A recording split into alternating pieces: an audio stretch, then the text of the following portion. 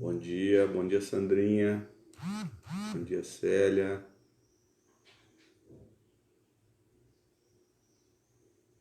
Tudo bem, pessoal? Bom dia. Domingo de Páscoa, logo cedinho. Nem tão cedo assim, né? 8 horas já é um horário bom. Vamos começar com uma prece.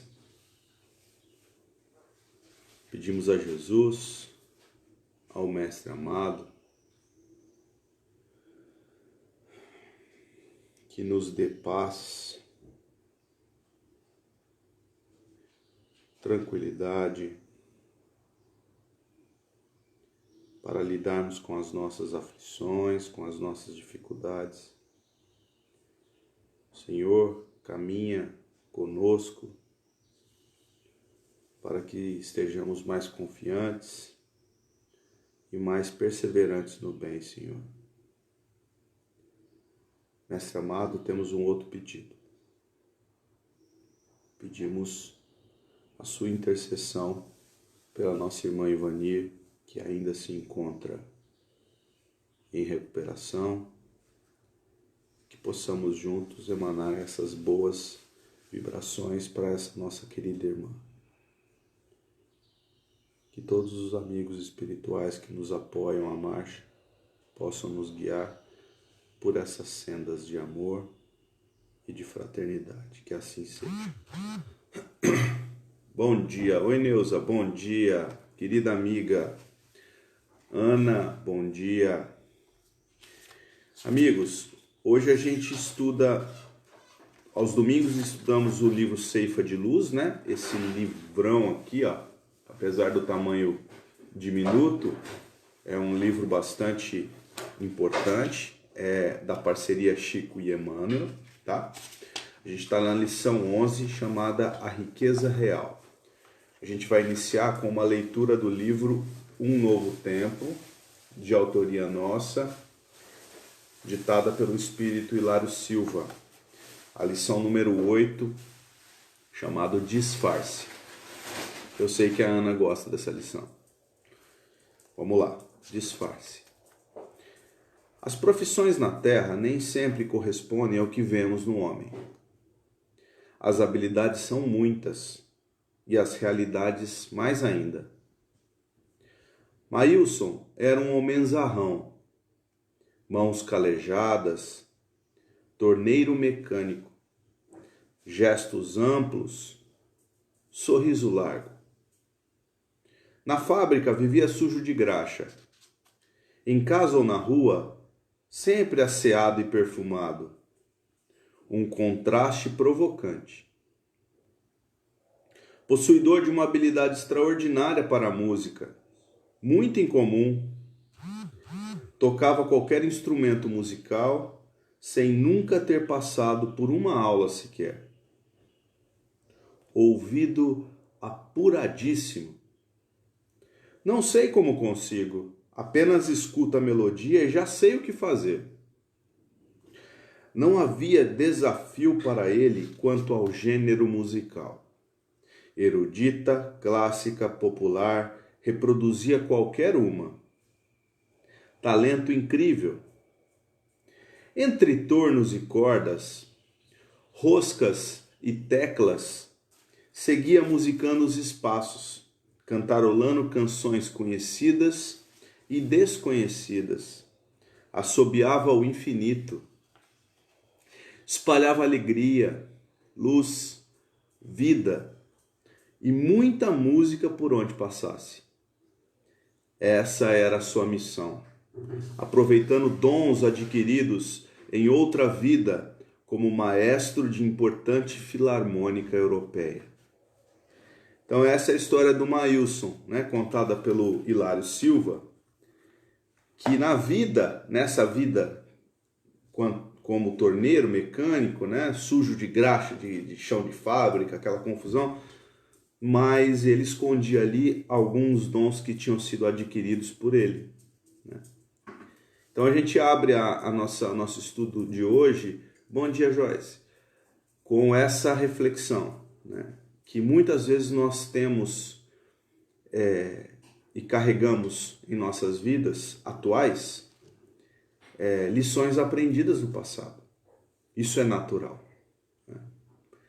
E é disso que trata hoje o nosso estudo, chamado A Riqueza Real, capítulo 11 do Ceifa de Luz, livro do Emmanuel e do Chico. Bom, como é de costume, o Emmanuel ele faz sempre um estudo, né? Cada um dos capítulos do Ceifa de Luz é um estudo, né? A Riqueza Real é um estudo da Carta aos Filipenses, capítulo 4, versículo 19. Carta aos Filipenses é uma das epístolas paulinas, uma das 14 que estão lá no cânone bíblico, tá? Aos Filipenses. Diz assim, 4,19. O meu Deus, segundo as suas riquezas, suprirá todas as vossas necessidades. Vamos repetir? O meu Deus, segundo as suas riquezas, suprirá todas as vossas necessidades. Analisando a frase em si, fica um pouco dúbio, né? A gente pensando, claro que o Emmanuel nunca foi dúbio, né? Mas a gente olhando a frase solta, precisa do estudo para a gente entender o que o Emmanuel está querendo direcionar a gente, né?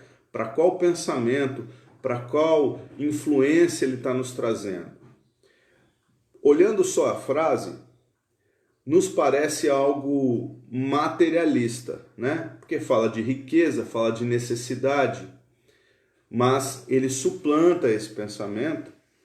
Principalmente a gente percebe isso quando a gente translitera para o grego, né? A gente vai lá no grego, que é a origem dos evangelhos, tá em grego, foi escrito pela primeira vez na língua grega, e a gente vai na primeira vez que isso foi organizado no sentido Novo Testamento, tá?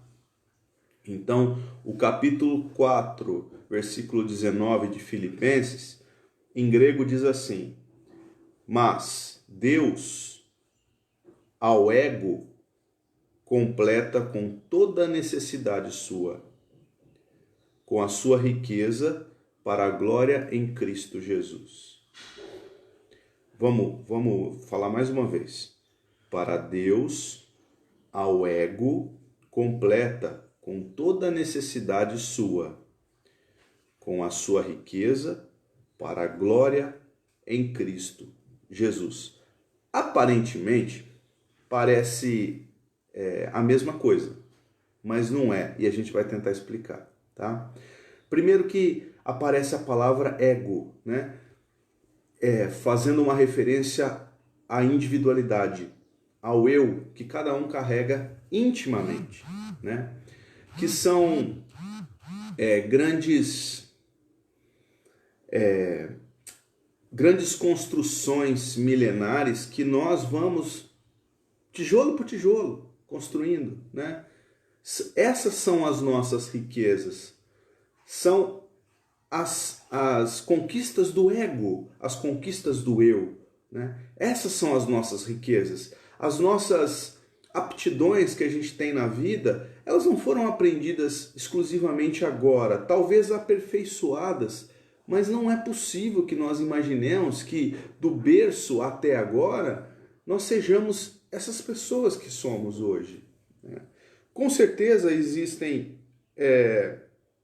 muitos desenvolvimentos, claro, porque a gente já está com uma mente um pouco mais desperta, então o caminhar é mais vigoroso, porém não podemos desprezar tudo que nós já carregamos quanto espíritos imortais. A vida ela é um grande caminho, sempre ascensional, sempre em direção a Deus, em direção a Jesus, que é o paradigma. Agora, imaginar que tudo começou no berço é desmedir Deus, né? É você colocar Deus como sendo exclusivista, porque algumas pessoas vêm de um berço paupérrimo, outras pessoas vêm de um berço em abandono, outras pessoas vêm de berços esplêndidos, outros vêm de berços muito rotos. Por que então essa desmedida, né? Por que essa grande diferença? A única explicação são as nossas atribuições que fomos carregando durante a nossa formação, e não é de agora. É isso, esse é o ponto que a gente tem que entender. Primeira coisa. O segundo ponto importante dessa nossa transliteração, que a gente foi lá no grego original e a gente foi buscar, ele no começo, Paulo de Tarso fala em Deus e depois ele fala em Jesus, né? Deus como o soberano de todos, de tudo, de toda a criação universal, só que a glória é em Cristo, porque em Cristo nós nos apoiamos, né? Em Jesus nós nos apoiamos, porque Jesus é o que nos é palpável. Muitas vezes, Jesus foi confundido por Deus, como sendo Deus, pela sua figura magnânima entre nós, né? Pelo seu brilho, que muitas vezes ofusca ainda aquele que duvida da sua qualificação ou imagina que foi simplesmente um homem virtuoso de seu tempo. E nós sabemos que não. Brilhou tanto que foi confundido com Deus. Hoje comemora-se a sua ressurreição, entendendo que Deus ressuscitou. Não. Deus é eterno. Como é que poderia Deus ressuscitar? Deus é a única coisa eterna na criação. Na verdade, ele não se confunde com sua criação. Ele é o Criador. Ele existiu desde sempre. Ele não teve um começo. Ele é o incriado. Confuso? Não, não é confuso. Só não dá para aprofundar, né? Jesus teve um começo, como nós tivemos um começo. E foi acumulando as suas virtudes. E as virtudes de Jesus acumulam tanto que ele extravasou as questões terrenas e assumiu a condição crística. Tão elevada, tão sublime, que nós o confundimos com Deus. E ressuscita no domingo de Páscoa. Uma Páscoa que hoje é confundida, né? Entre a Páscoa, comemoramos a Páscoa cristã, mas ele ressuscitou na Páscoa judaica. Nós vamos falar um pouquinho disso no final, tá? Mas vamos seguir com o estudo. Então, assim, as necessidades e as riquezas. Chama a atenção que ele fala da sua necessidade, da sua riqueza. O que nós valorizamos quanto riqueza? O que nós valorizamos quanto necessidade? É possível que nós consigamos algo que a gente não tem capacidade de alcançar? Olha a reflexão importante. Muitas vezes se pede coisas que não nos fazem bem, só que a gente insiste em pedir. Muitas vezes a gente insiste em querer receber algo que talvez não seja do nosso merecimento e a gente insiste em pedir. Ou, outras vezes, a gente pede coisas impossíveis. Então, é preciso repensar a medida com que nós necessitamos das coisas e a medida com que as riquezas nos são ofertadas por nós mesmos. Porque se eu realmente me coloco numa posição petitória para Jesus, para Deus, para quem que seja, né? E eu não as recebo, muitas vezes eu me dói, né? Puxa vida, por que não me atendeu? Por que não fiz? Eu pedi tanto, eu estava com tanta necessidade e eu continuo sem, eu peço. Mas, meus amigos, a gente não abarca toda a verdade, a gente abarca uma mínima parcela disso tudo. Como é que a gente pode saber o que realmente é bom e é ruim para a gente? Nas entranhas do entendimento. É difícil. Então, assim, pedir o melhor sempre, né? Para que a gente consiga desenvolver as nossas atribuições, o que a gente veio fazer. Agora, daí a maldizer Deus, maldizer as coisas, Vamos repensar um pouco. Essa é uma outra proposta para o dia de hoje, né? É um dia em que nós comemoramos uma festa, hoje cristã, mas que foi desde muito tempo judaica, que tem sentido espiritual, que tem sentido transcendente, né? Que não guarda relação com os ovos de Páscoa, com o coelhinho. Não é isso. Isso é material, isso é comercial, bacana. Tem filhos em casa, vamos dar um ovo de chocolate para comemorar, se é possível. Tem crianças que estão sem isso na rua, vamos entregar, vamos dar, vamos ser bons. Mas esse não é o valor espiritual que nós devemos alcançar desse dia tão importante, né? Da história do cristianismo, que se confunde com a história do judaísmo. Falar um pouquinho da igreja de Filipos, tá? Filipos era uma cidade que deriva do Filipe. Filipe era pai de Alexandre Magno, o grande conquistador da antiguidade, né? É uma igreja na região da Macedônia, ali tudo em volta do Oriente Médio, tudo acontecia ali, né? Um pouquinho mais para o lado esquerdo, mais próximo à Europa, menos Ásia, né? Mas Filipos foi uma igreja fundada por Paulo na sua segunda viagem, na segunda viagem apostólica. Ele teve 4, né? Sendo que a quarta culminou para a morte dele, Paulo, em Roma, na segunda prisão, onde ele foi decapitado na via... Esqueci o nome do lugar, mas em Roma aconteceu isso, tá? Via Ápia. Muito bem. Essa carta, ela foi escrita e ela tinha um cunho estritamente pessoal. Paulo tinha um apreço muito grande por Filipos. Ele tinha apreço por todas as comunidades, mas especialmente por Filipos, porque ele se via naquela cristandade. Era muito grato para ele encontrar aquelas pessoas, e eram pessoas que tinham assimilado muito a mensagem de Paulo. Lembra-se, a figura de Paulo não é uma figura muito pacificada, né? Paulo tinha a missão de o vaso escolhido por Jesus para promover esse cristianismo pelo mundo, e ele o fez. Se Paulo não existisse, talvez a gente não estaria falando de cristianismo hoje, mas Paulo existiu e cumpriu plenamente a sua missão, e ainda cumpre. E deixou para nós esse legado que são as epístolas, Atos dos Apóstolos e o Evangelho de Lucas. Paulo, o grande apóstolo da gentilidade, é responsável por tudo isso que eu disse. Por isso que muito do movimento espírita o estuda através do Emmanuel, André Luiz, Humberto Campos, todo mundo fala de Paulo. E a gente está trazendo aqui alguns detalhes a respeito de Filipos. E ele escreveu, então, essa epístola com o coração.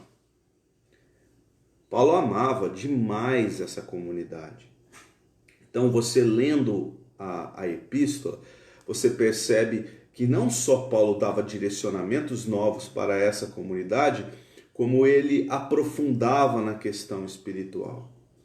Gente, quando ele fala de riqueza, que é o estudo de hoje, a riqueza real que o Emmanuel está trazendo, ele fala da riqueza do coração, ele fala da riqueza espiritual. Paulo ressalta a valorização do intangível pelo homem mundano, que vive e respira, sobretudo, na abundância material, outorgando à igreja a possibilidade de distribuir suas dádivas materiais, sabendo que foram frutos de grande sacrifício e doadas com o coração. O que é isso, Daniel? Antes de 4,19, Paulo está discorrendo a respeito da arrecadação, grana mesmo, dinheiro, arrecadação de dádivas, né? De doações que a igreja fazia na região dela, da Macedônia, e distribuía por ela mesma às outras igrejas. Era a única comunidade cristã que Paulo permitia essa ação, porque ele sabia da capacidade altruísta desse povo, do povo de Filipos. Era uma comunidade que realmente guardava nas suas entranhas identidade com o Cristo, através da riqueza real, através da riqueza imaterial. Ante a arrecadação. A arrecadação era material porque existia a necessidade da construção das obras, né? Obras de fraternidade, obras de amor, todas elas promulgadas pelos apóstolos, né? Depois que Jesus desencarnou na cruz. Então ali existiam muitas necessidades que eram de cunho real, né? Real no sentido material. Então precisava do dinheiro e eles conseguiam o dinheiro e devolviam isso para a comunidade, só que de uma forma mais amplificada. Eles distribuíam, a igreja de Filipos distribuía os bens e o Paulo comemorava isso com eles e falava a respeito da riqueza, das necessidades. Por isso o meu Deus, segundo as suas riquezas, suprirá todas as vossas necessidades. Era a confirmação para essa igreja, para essa grande comunidade de Filipos, que eles realmente estavam no caminho certo, né? Recolhiam e repassavam. Isso não é fraternidade, meus amigos? Isso não é solidariedade? Eles não estavam perfeitamente alinhados com a ideia da caridade? Veja como naquele tempo já se falava em caridade, né? Naquele tempo, um tempo ainda muito hostil, já se falava em caridade. E o nosso apóstolo em Lyon, né, o grande Rivail, Kardec, ele diz a célebre, como se fosse a frase do Espiritismo, a frase do Espírita, né? Fora da caridade não há salvação. Esse é o grande objetivo, é o espírito do Espiritismo. Muito bem. Vamos ler então a lição do Emmanuel? Sem mais delongas. Diz Emmanuel: cada criatura transporta em si mesma os valores que amealha na vida. Os sábios, por onde transitam, conduzem no espírito os tesouros do conhecimento. Os bons, onde estiverem, guardam na própria alma a riqueza da alegria. Os homens de boa vontade carregam consigo os talentos da simpatia. As pessoas sinceras ocultam na própria personalidade a beleza espiritual. Os filhos da boa vontade cultivam as flores da esperança. Os companheiros da coragem irradiam de si mesmos a energia do bom ânimo. As almas resignadas e valorosas se enriquecem com os dons da experiência. Os obreiros da caridade são intérpretes da vida superior. Então ele diz: a riqueza real é atributo da alma eterna e permanece incorruptível naquele que a conquistou. Meus amigos, tudo que a gente conquista e é real, ninguém tira da gente. Ninguém tira de você.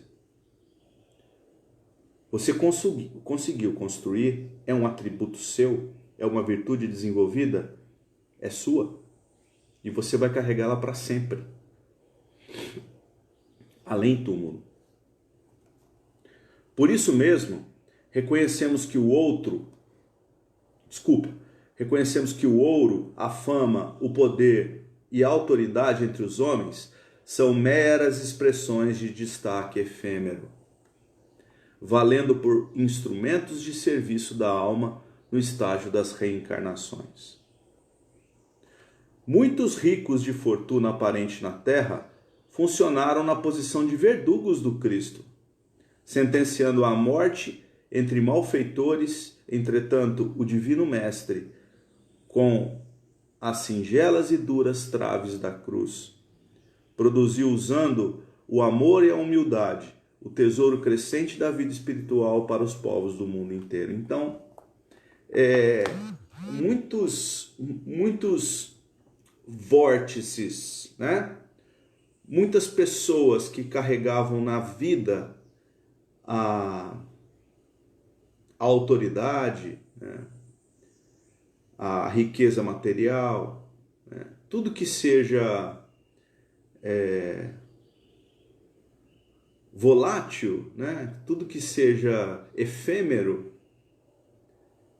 produziram obras que ficaram pela terra, né? Obras que não disseram nada aos seus corações. E a gente viu isso na crucificação de Jesus. Nós percebemos isso na crucificação de Jesus.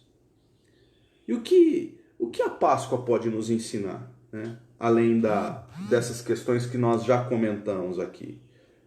Porque a Páscoa originalmente é uma festa cristã, desculpa, é uma festa judaica, né? A Páscoa, na verdade, o termo cristão, ele foi um termo que foi usado bastante depois, né, da morte de Jesus, para designar aqueles caras que seguiam Jesus, né? Os apóstolos, os discípulos, aqueles que se diziam seguidores de Jesus, seguidores do Cristo, pejorativamente, os seus adversários passaram a chamá-los de cristãos, né?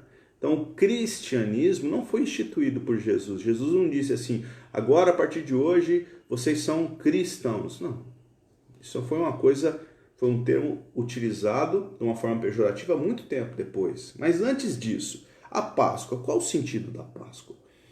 O povo hebreu estava preso no Egito, né? Eram cativos do Egito, né? E era um povo que guardava as mesmas afeições que ainda tem hoje, nos dias de hoje. Eram inconformados, né?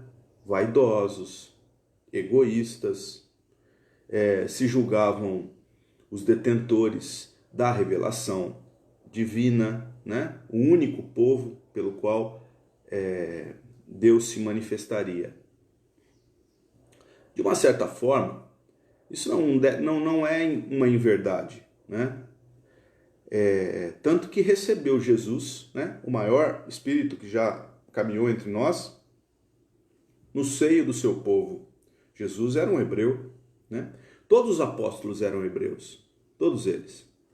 Inclusive, nós temos notícias que no primeiro tempo, a notícia de Jesus, que devia ser uma notícia universal, ficou muito restrita àquele povo. Por isso a importância de Paulo. Nós falamos disso aqui hoje. E lá no Egito aconteceu que apareceu um grande líder entre os hebreus, que foi Moisés.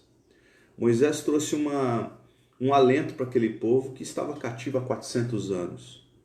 Isso remonta à formação das tribos, né? Aos 12 filhos de Jacó, né? É uma coisa muito antiga. Bom, mas estavam cativos há 400 anos. E veio Moisés. E Moisés foi negociar com o faraó para soltar o povo. E foi uma dura batalha. Uma dura batalha. Entre muitas pragas e muita conversa e atribuições que a gente aqui vai dar um saltinho para não ficar enfadado o estudo, em certo momento Moisés previu que viria um anjo. Isso é simbólico, tá, gente? Um anjo, mas um anjo diferente. E ele levaria do Egito todos os primogênitos. Todos. Não só humanos, quanto dos animais.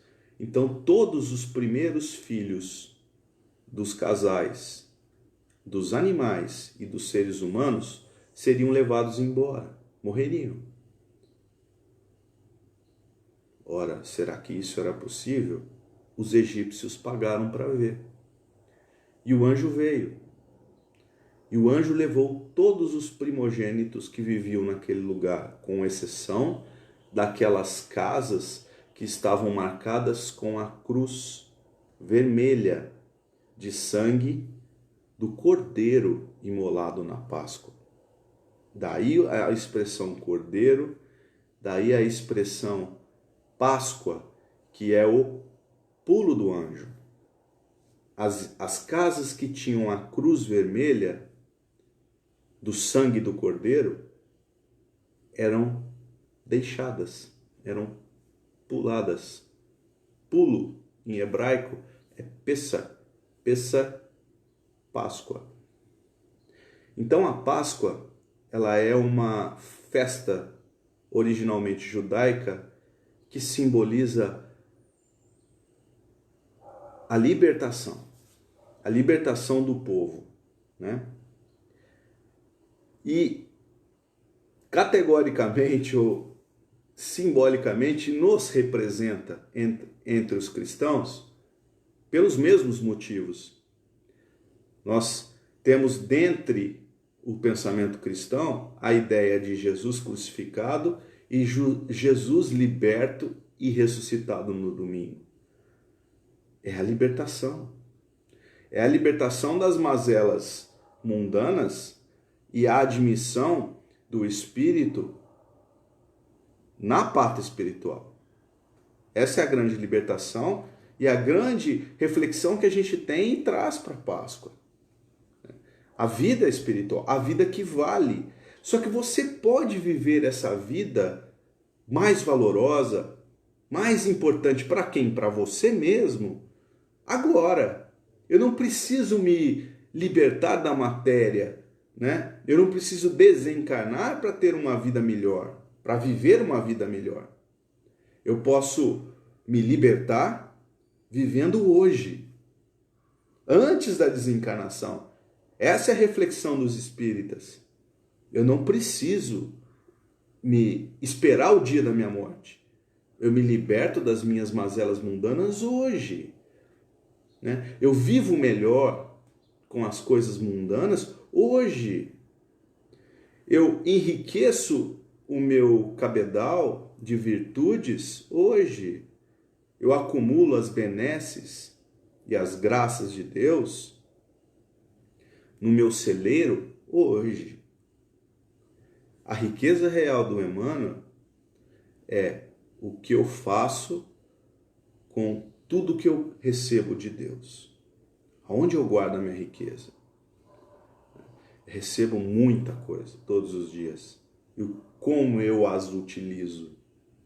Essa é a grande reflexão.